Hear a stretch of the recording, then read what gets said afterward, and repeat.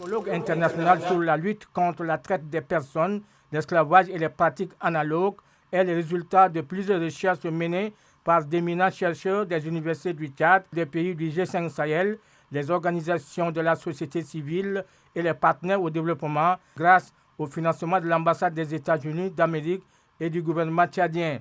Ces études sont concluantes et avérées qu'il y a la pratique de ces phénomènes dès notre âge qui persiste au Tchad et dans la bande sahélienne. C'est pourquoi le coordinateur de l'ARET, Madjera Ngar Alkwa, a indiqué que ces colloques scientifiques est une sorte de plaidoyer auprès des décideurs politiques pour l'application intégrale des instruments juridiques internationaux interdisant cette pratique inhumaine ratifiée par le Tchad.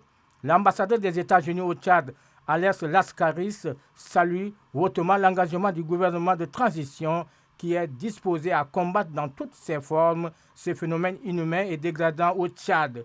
Tous les intervenants sont unanimes pour que les lois de la République soient appliquées dans toute sa rigueur contre les auteurs et co-auteurs du trafic des personnes.